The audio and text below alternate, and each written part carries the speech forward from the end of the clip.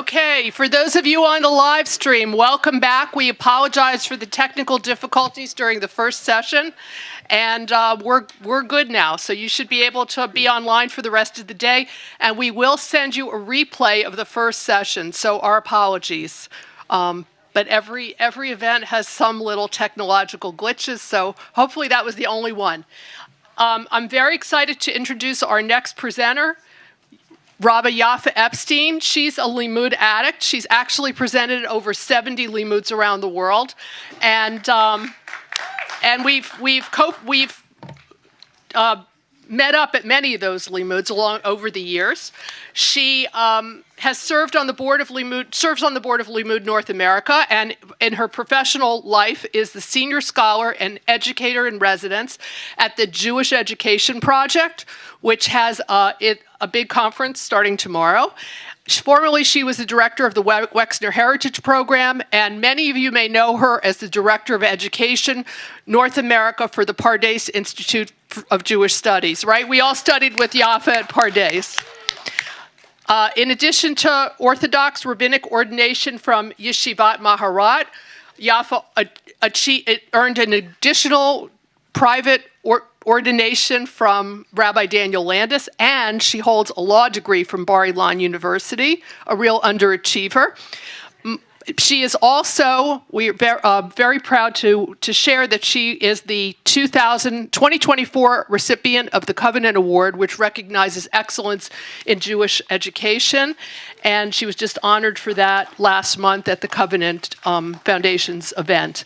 And Yaffa is not only here to teach you, but she's brought her whole family, including her daughter, Ora, who is now attending her first Limud. So let's welcome Shimi and Ora.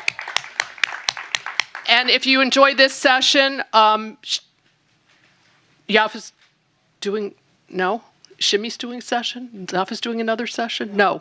Then it's good that you're here till next year. So thank you, and here's Yaffa. Well, I like that, Karen. Thank you. Thank you, Karen. That was an amazing introduction. It is great. Actually, as people were coming down, I was saying, oh, Shimi, I know this person from Limud in the UK, and this person from Limud Chicago, and this person. So it is just a wonderful, amazing network, Limud, and I like Limud addict, Limudnik. I'm a Limuder in my soul, and just love everything that this organization stands for, which is Jewish learning and Jewish culture for all across denominations. It's just an amazing thing. And I just want to thank Karen so much for bringing Limud New York back. It's amazing. It's so exciting. It's amazing to be standing here and seeing old friends and new Limudniks. And it's just great to be here. It feels amazing to be here. And in these hard times, we need these moments and these spaces of beauty and community and diversity and learning. So it's really, really wonderful to be here. Thank you so much to everyone who worked so hard to make this happen. Thank you everyone online. I don't know who you are, but we love you and you're in the room with us. Okay, so hopefully everyone has source sheets, is that right? Okay, and hopefully those of you online also have access to source sheets because this is a pretty text-heavy session. Those of you who know me should not be surprised by that. But I wanted to take a look at a rabbinic story. I'm going to move, so can you just tell me, can you hear me over here? Is that okay? And live stream people, can you hear me over here or no? You can take the mic out and walk around with it. I'll have to take it with me. All right, I'll try to do that. Okay. I'm so loud. Really, I need a microphone? Okay.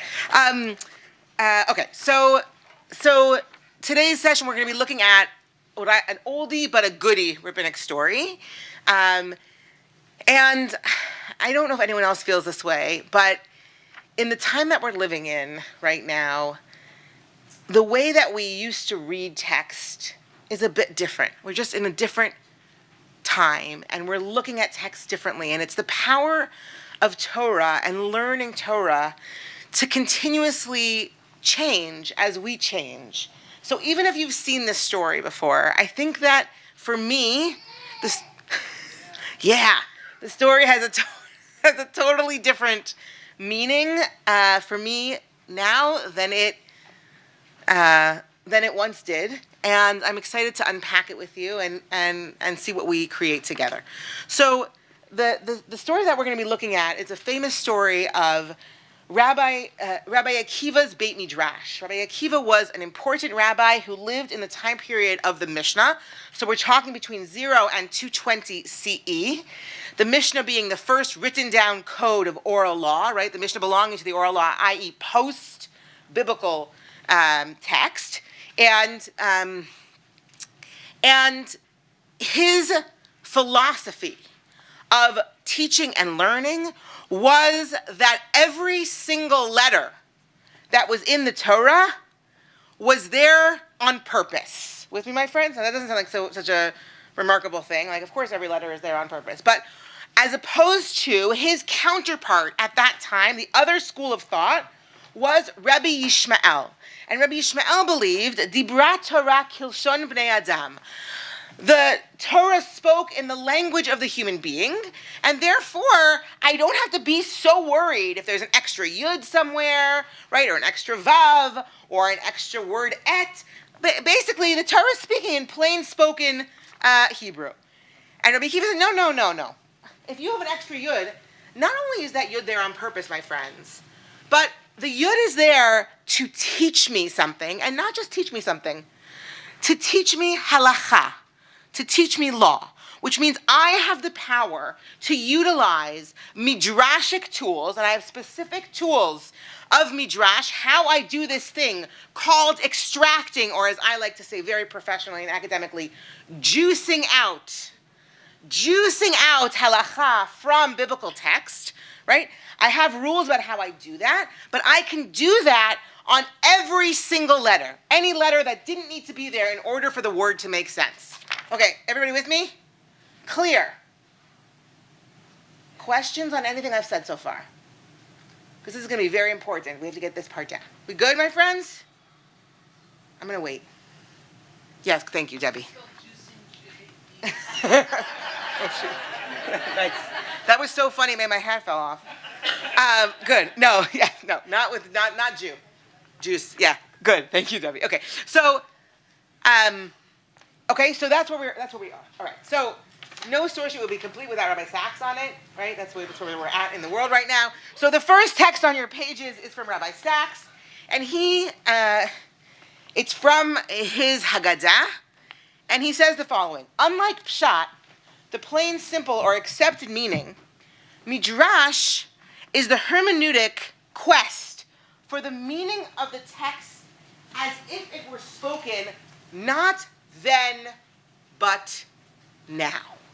With me, my friends? So it's not about the past, trying to understand what this text meant in its context, but actually, what does this text mean for me now? Midrash is interpretation in the context of covenantal time, the words spoken in the past, but still active in the present. It is an exercise in conscious and deliberate anachronism. The secular equivalent would be a performance of a Shakespeare tragedy in modern dress, the better to feel its force as contemporary rather than classical drama. You see what he says here, right? The purpose of Midrash is to clothe biblical text in our contemporary understanding, okay? And that's, why do I do that, my friends? Why would I want to clothe biblical text in our contemporary understanding? Why? Sorry? Relevance, meaningful, and I can relate to it. It is just easier to understand something if it is actually spoken or told to me in language that I understand, okay? And that's what he says Midrash is all about, right? The last sentence here. Midrash is the attempt on the part of the sages to understand their own times as a continuation of the narrative of the covenant. So it's not just that I want to understand it and make it relevant, but it's also about really writing myself back into Jewish history. So this moment, you with me, my friends? I re-understand the covenantal text so that I then bring my moment into line with the covenantal story. Okay, that's Midrash. Is there a hand? Yeah, Simon, go ahead. It's just striking theologically. It's Yep. like almost shocking. Say one more sentence about why that's shocking. I mean, the tradition is that Moshe received 2 Torahs at Sinai, the oral and the written law, and so, all of this was, that Midrash was contemporary with standing at Sinai. And he's saying the opposite. Beautiful point, right? Wait, Simon says, hold on a second. Last time I checked, we really believe that the oral Torah, which includes Midrash, was actually given at Sinai. And in fact, there are multiple rabbinic texts which say everything was given at Sinai, even that which the sages would eventually create and renew, right, actually was given at Sinai. So this seems to be actually flying in the face of that. And I would say, yeah, you're right, 100%. It is pretty radical. I think there is a way, I would argue there is a way to square it with that, meaning, yeah, that's okay, meaning the seeds were given, the rules of how to understand the text were given. Don't get me wrong, of course. I don't think Rabbi Sachs would say that the oral Torah wasn't given at Sinai necessarily, but what does that mean about my own human capacity to be part of the interpretive process? That's where I think he's saying we have tremendous power, yeah? And I think the story that we're going to look at today will help us with the audacity, or maybe better to say it this way, will give Rabbi Sachs, not that he needs it, backing in his audacity, because it's a pretty audacious text that we're going to be looking at too. Okay? All right, team? Everyone good? Okay. So I really want to just jump into the Talmud because of time. But those of you who know me know, I want to explain a few more sentences about the rabbinic story we're going to look at in its legal context, okay? This is actually complicated halakha, but just stay with me because it will help us understand later, okay? And if you don't understand what I'm saying, just raise your hand, we're good. Okay, so source number 2 on your pages is from the Mishnah, okay? And as I mentioned, the Mishnah is the first written down code of oral law, the first collection of codified law post-Bible, okay? Post the canon, I should say, biblical canon. And we're in Tractate Menachot. Tractate Menachot deals with the laws of the mincha sacrifice. Friends, when is the mincha sacrifice offered in the temple? The afternoon. Excellent, right? Today we have the mincha, the afternoon prayer, right, which replaces or is in place of the afternoon sacrifice. Yes, team? Right, once we lose the temple, we offer prayers in place of sacrifices.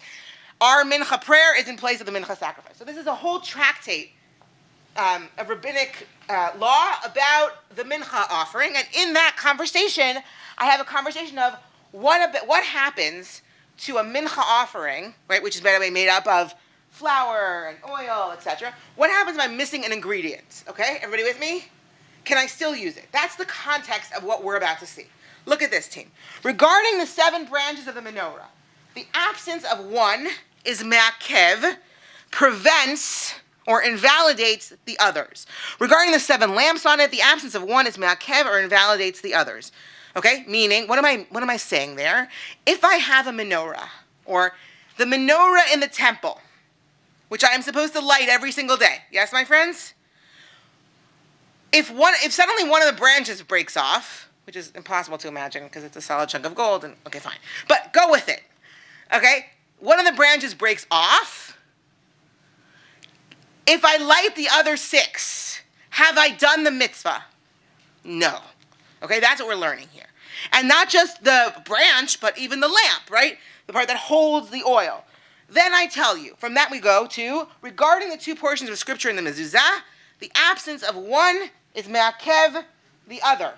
Okay? Now we shift from a ritual object to a written ritual object, right? The mezuzah holds parchment. I have 2 sections of Torah in there. If one of them is somehow not complete, my whole mezuzah is pasul, right? Which means unfit, unusable, okay? And this is what matters to us, team, ready? Indeed, even one letter can invalidate the whole. Now, some of us are sitting here being like, yeah, we know. We've been in shul when suddenly someone's like, uh-oh. Right? Has anyone ever been in shul when that's happened? Yeah, someone loves some nods. Okay. So this is not shocking. This is not interesting, except this is the source. So like now we're like, yeah, 2024, no kidding. But this is it. This is where it's happening. I like to say, this is the live. This is like the Facebook Live. That's so old. I know I'm so old. Whatever. The TikTok instant. I don't know what there is now. Right? This is where it's happening, okay? I wouldn't know but for this Mishnah, which teaches me that actually every single letter in a scroll or in a piece of parchment that is used for a mitzvah matters. With me, team? Okay? And it has the capacity to prevent the entire parchment from being usable. Okay, that's the halachic backdrop.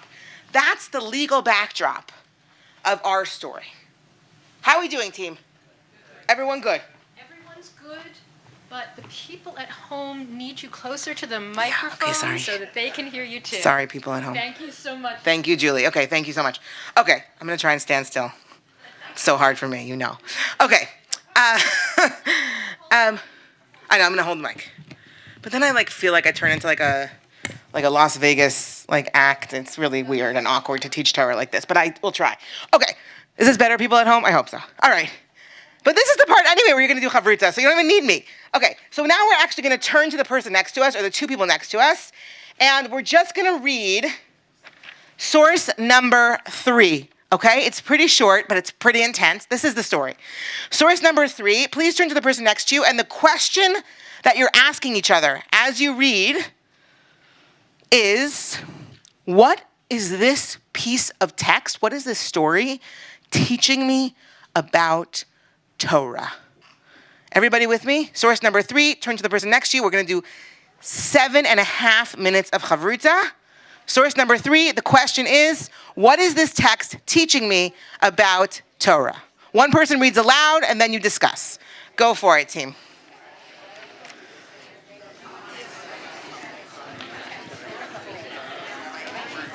Hi, sure. Absolutely. Yes, I'm so sorry. Wait, here. These are all for you. I apologize. Yeah, and the whole thing is also good. Okay, thank you. Thank you. What's your name? Sorry? Anna. Hi, Anna. Thank you so much. Thank you.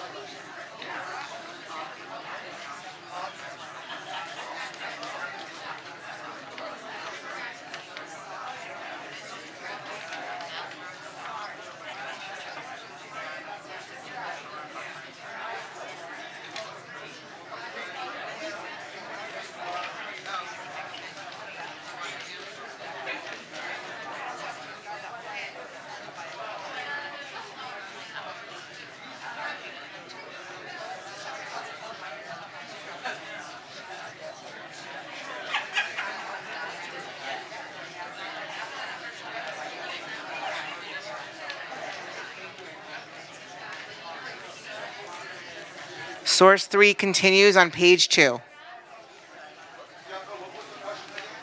What is Torah? Pretty broad.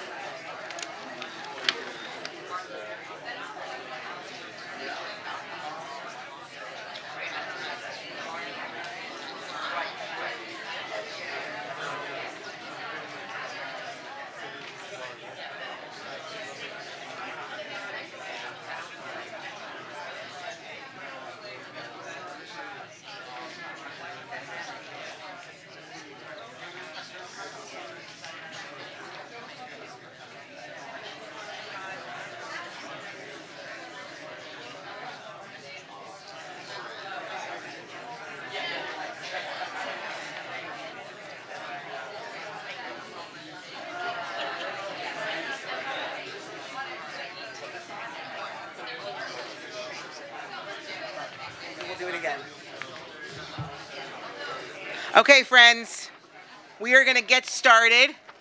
Didn't feel like 7.5 minutes, did it? Time flies when you're having fun, chavruta. Okay, so, I have to be here. Okay. So, what do we think about this story? Thoughts? Depressing at the end. Very sad ending. How many of us have read this story before without the ending? Raise your hand. Yeah. So I just wanted to notice that. It's so interesting because the first part is so inspiring. It's so beautiful. And the last part is terribly tragic, right?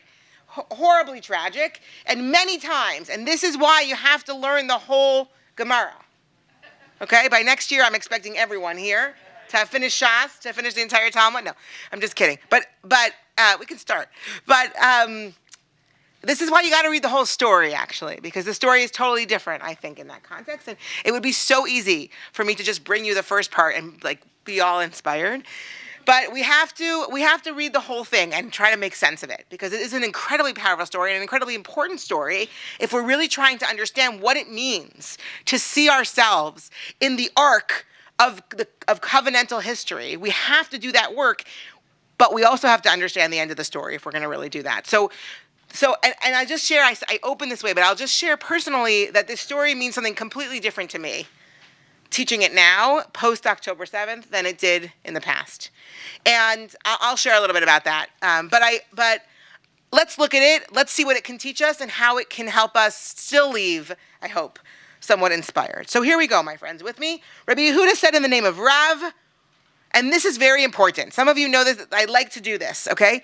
You got to know who these guys were, because oftentimes we're looking at a source sheet and there's this rabbi quoted and this rabbi quoted, and they are important personalities in the Talmud and they matter. And they're sort of like code names. Like, I was just going to do something terrible. We all know what, I only have politicians, help me, give me a name. We all know what Swiftie means, okay?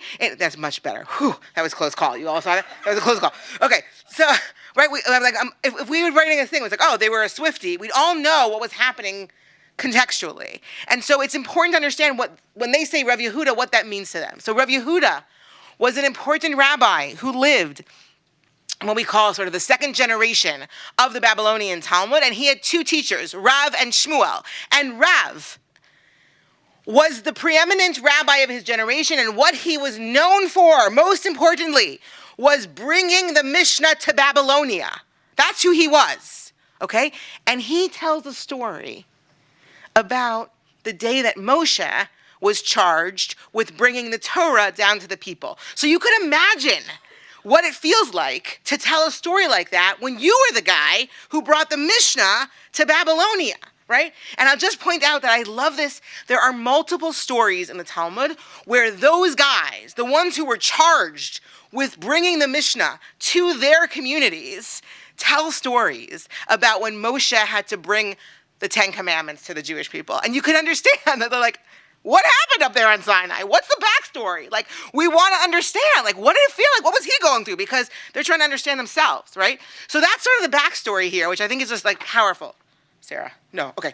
I just think it's like a powerful thing to understand that Rav is telling this story not just because it's a great rabbinic story, but because he's trying to understand his own reality.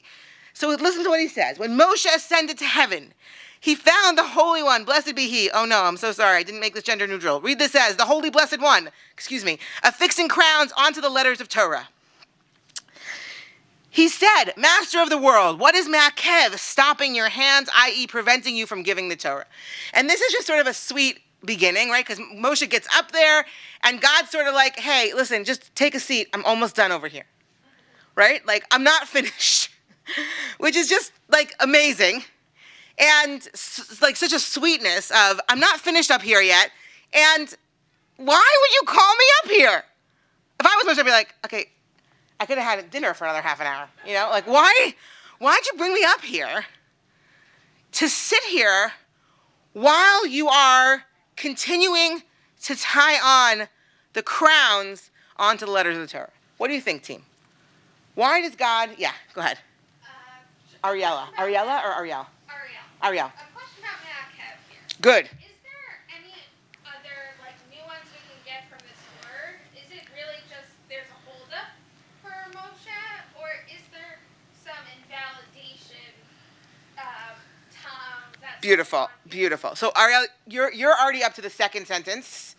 And I just want to say, absolutely, that's exactly where we're going, like, yeshar koach. Amazing. But before we get to that sentence, and I know I already read it, so it's really my fault. Hold that thought, we're coming back to you.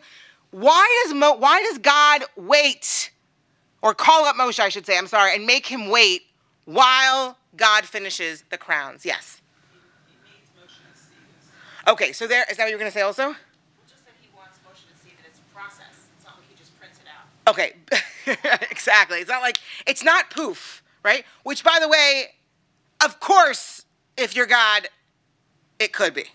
Right? It could easily be that. So there's something going on here where God wants Moshe to see, and God wants Moshe to see the Torah in process.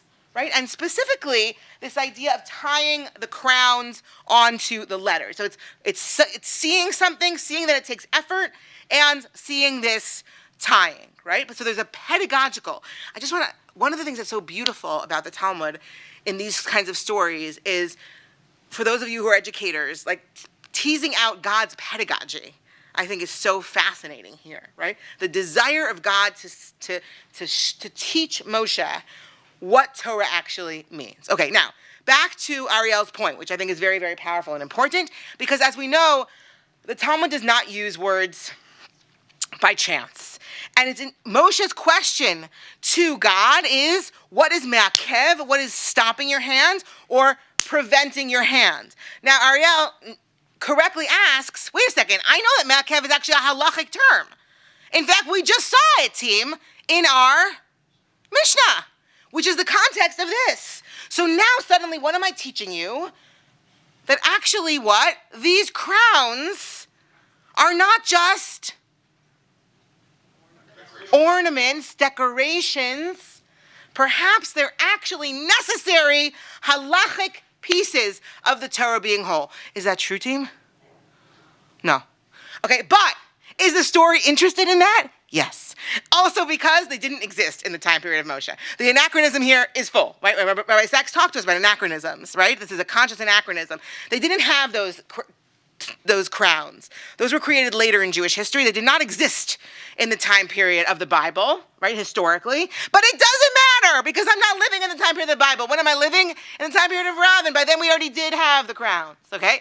So that's what matters to me. But I think we're saying something critically important and interesting, which is, don't misunderstand, those little beautiful adornments on the Torah, those things that beautify Torah, are not simply decorations.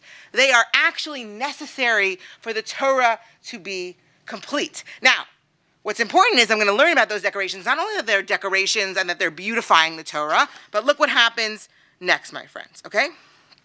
God answers Moshe's question and says, there will be a person several generations from now, and Akiva, the son of Yosef, is his name.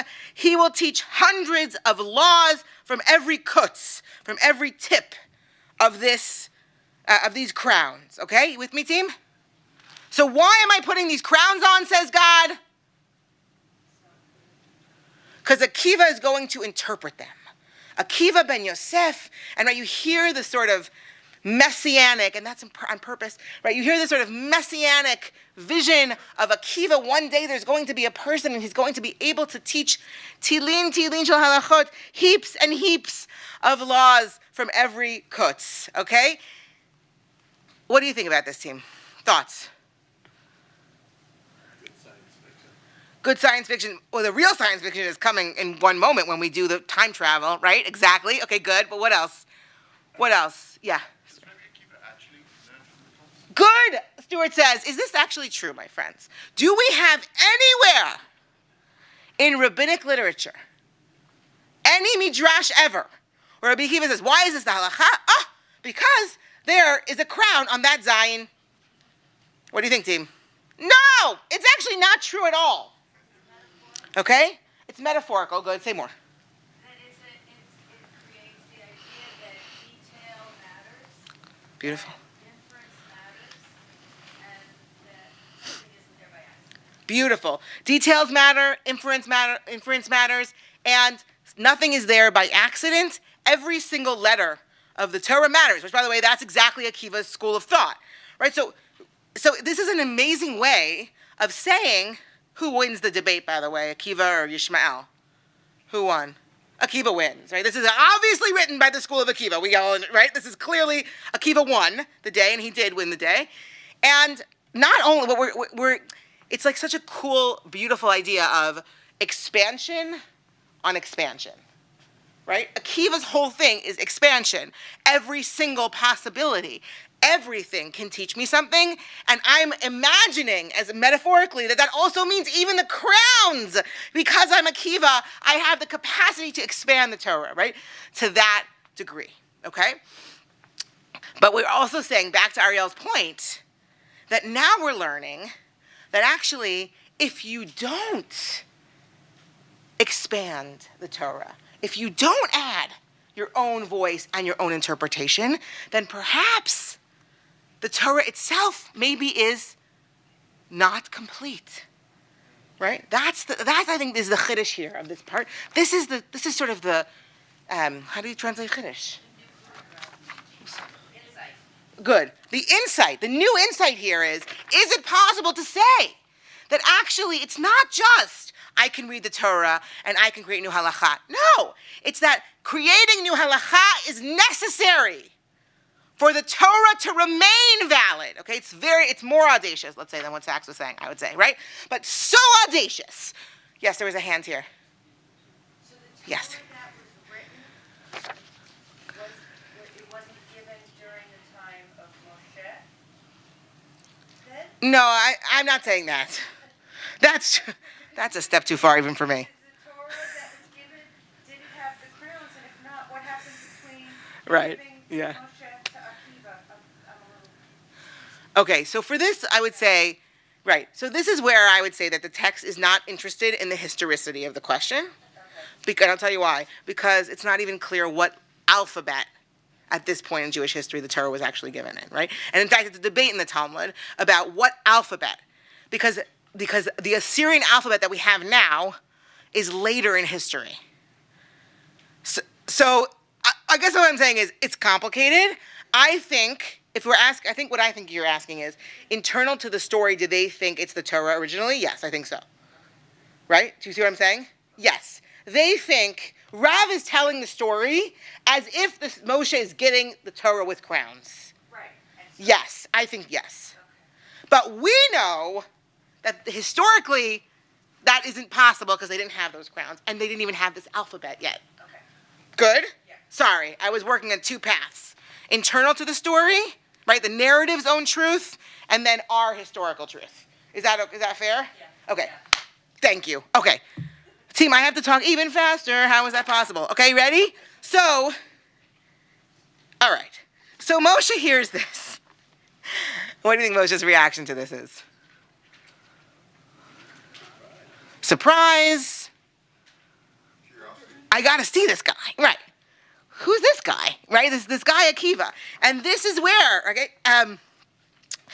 he says to God, okay, let me see this guy. And God says, fine, chazor la'achorecha, which means return to that which is behind you, which is very complicated Hebrew, and it's really unclear.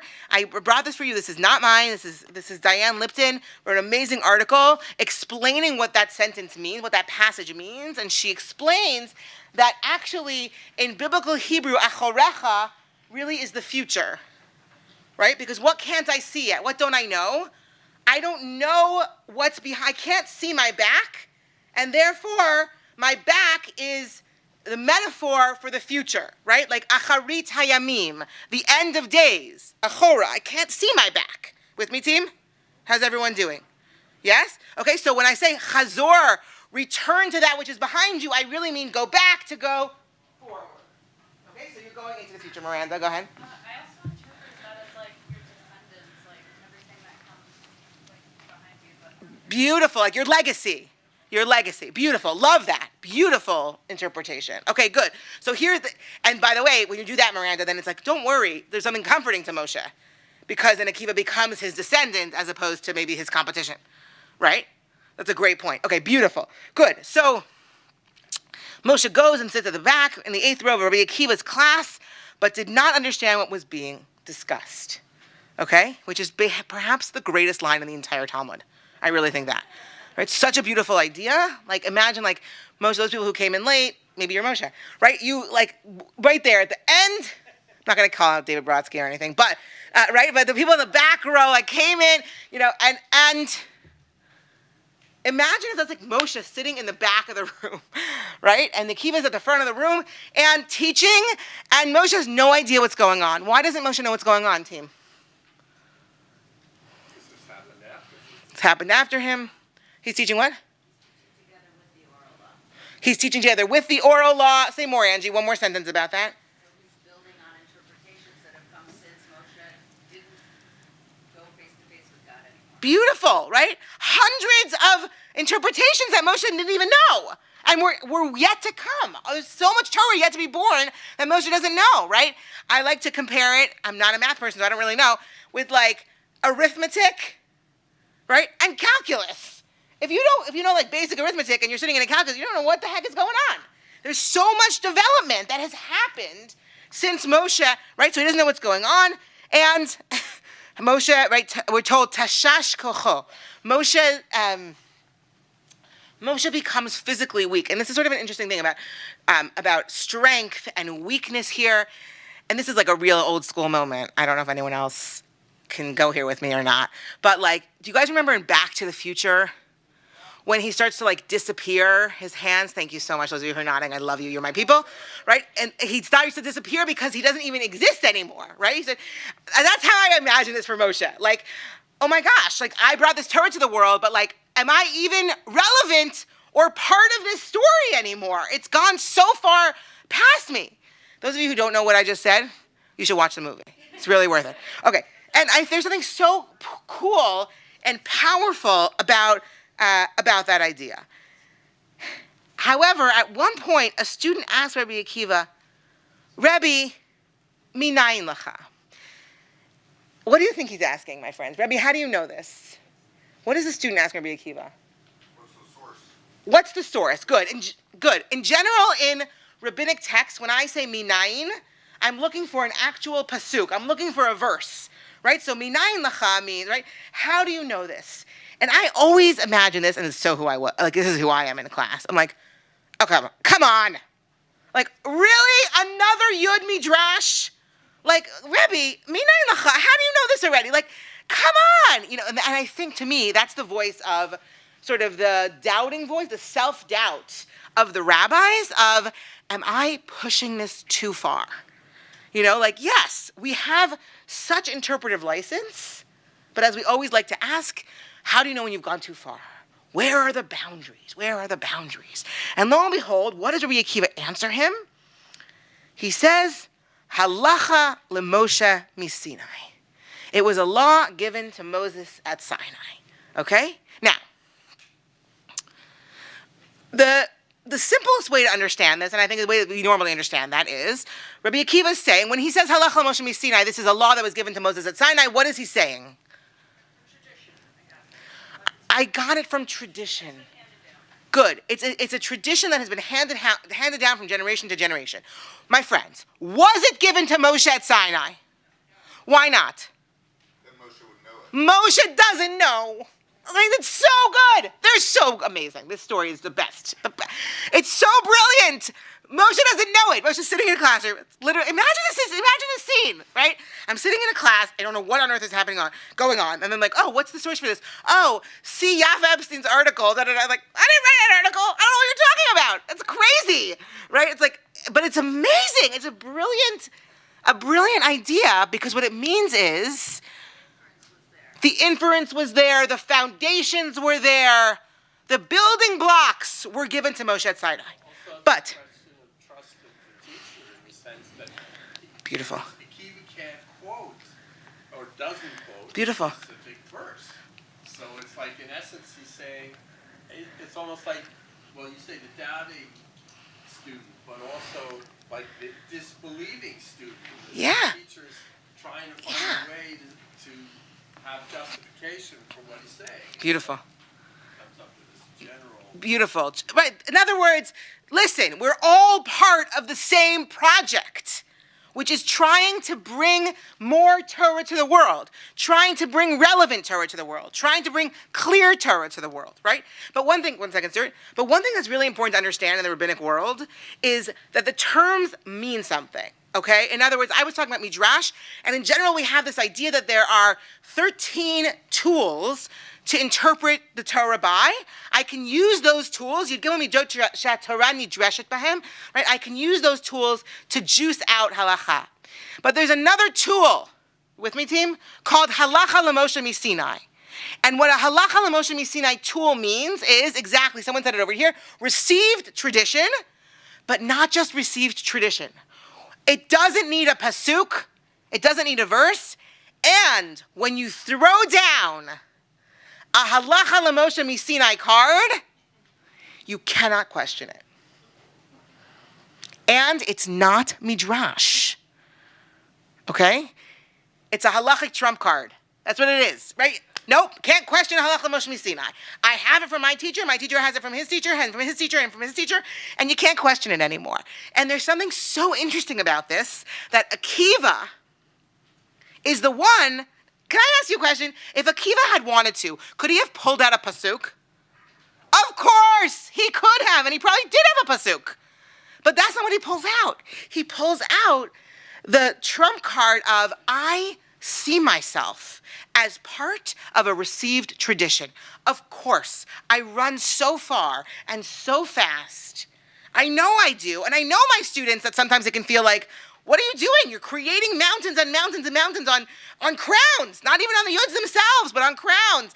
And don't worry, it's not because I am trying to break from tradition, but rather it is about strengthening, seeing myself, just like Rabbi Sachs said to us, casting myself back into the covenantal ark. And when Akiva says that, that is when Moshe feels better, right? Lo and behold, Moshe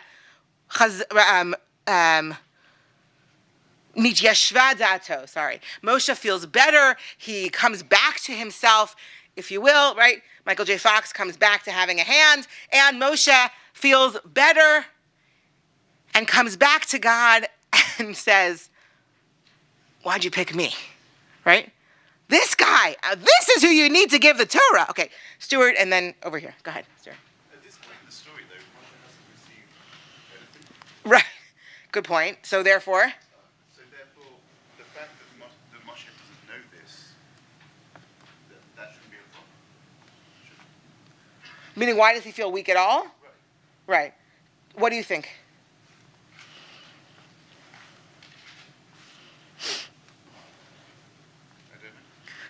I think if we go down that direction, I'm totally fine to we can play with it. Like, okay, fine. Why is it Moshe like, well, I don't know anything, so it's fine. I think even if I don't know the Torah yet, I would assume that if I'm sitting in a room, which is supposed to be something I gave, and I can't even understand it, perhaps it's still difficult. Perhaps, I mean, it's a great question whether this is day 0 or day 40, I guess. Right? Now, sidebar real quick, just for fun, if we're going down this route. Diane Lipton thinks that this is actually the second set of commandments, of luchot that Moshe gets, and that he does know. So that, I think, would answer your question. Okay. And just tell me your name, I'm sorry. Toby? Yes. Yes, go ahead.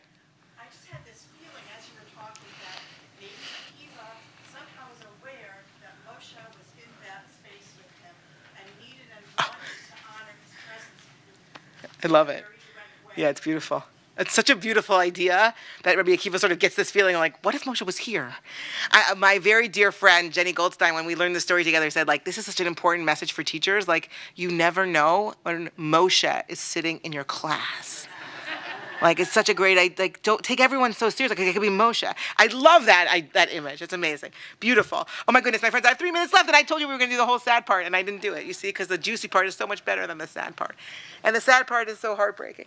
So the end of our story is that Moshe goes back to God and says, why'd you pick me? And God says, quiet, shtuk, right? This is what I thought to do. And Moshe then excitedly says, if I saw this guy's amazing Torah skills. Let me see his reward. And lo and behold, the reward that he sees is Rabbi Akiva's tragic, tragic death at the hands of the Romans. And the Romans he is being murdered, right? And Moshe's response is, Master of the world, Zu Torah v'zu schara. This is Torah and this is its reward. And once again, God responds, Shtuk, be quiet, kachala b'machshava l'fanai. Now, there's been a lot written about martyrdom. And I think it's very important to read, and we can talk about it. And in general, the Akivan school is one that believes in martyrdom. And we're not going to have time to look at it together, but I brought it for you just so that you have it. I think it's important. Source number 5 is the story where Akiva talks about how happy he is to die al Kiddush Hashem, right? To die sanctifying God's name. And I think that there's something very powerful. And there too, instead of it being Moshe saying, Zu Torah v'zu schara, this is Torah and this is its reward, it's actually the angels who say it. This is the Torah and this is its reward. And it's a very interesting parallel to this. But I want to just raise one thing that has only occurred to me recently, my friends, which is, why does Rabbi Akiva understand that there's an obligation to die sanctifying God's name? He learns it from, does anyone know where he learns it from? Shema. Right, he learns it from the Shema prayer, right? Of Ve'ahavta, you shall love God, b'chol levavcha, with all of your heart, b'chol nafshecha v'chol meodecha, with all of your soul and with all of your might. Everybody with me? Yes? And the rabbis spend time trying to understand what those verses mean, what those words really mean. What does it mean to love God with your whole heart? What does it mean to love God with your whole soul, with all of your might? And fascinatingly, there are rabbis who interpret b'chol nafshecha, with your whole soul, out of its simple understanding. With me, team? They interpret it not to mean death. You with me? Everyone with me? Okay? But other interpretations. And Akiva insists that what it means to love God with your whole soul is to have the opportunity to die al Kiddush Hashem, to die when God asks for your soul, to give it to God.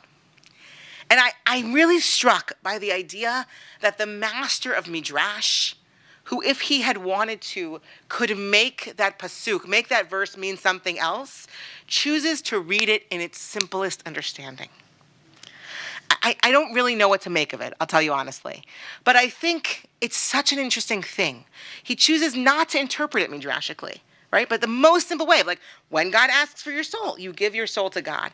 And I think the way that I'm trying to reconcile the first piece and the second piece of the story is levels of acceptance of my own capacity. Silence. Okay, let's try again. Are you with me, Dave? But what I mean by that is as follows. This story to me is about immense rabbinic power. Almost unchecked rabbinic power, right? In that, I can interpret the Torah to such a degree that if I don't bring my own unique voice, the Torah is now invalid, right? That's how we opened.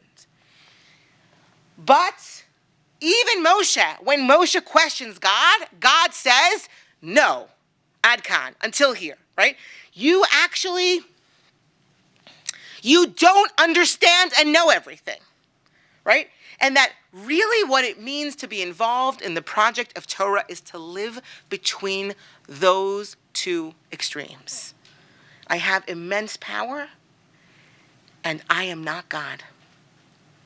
And that is really the project. And I think that's what the Halacha al-Moshe Sinai point for Rabbi Akiva is acknowledging that. That's what it means. So when I say Zu Torah v'zu schara, this is Torah and this is reward, God's response is, it's not linear like that. That's not what it's about. It's about bringing everything I can, everything I am into the rabbinic project, into the interpretive process, into line with the covenantal arc, and understanding my own limitations as a human being. But even when I'm a human being, having the capacity to sanctify God's name. And that is Akiva's mission. And that's Akiva's message to us. And with that, I'm going to pause here. Thank you all so much. Amazing to learn with you. Thanks for being here. Happy learning the rest of the day. Thank you all so much.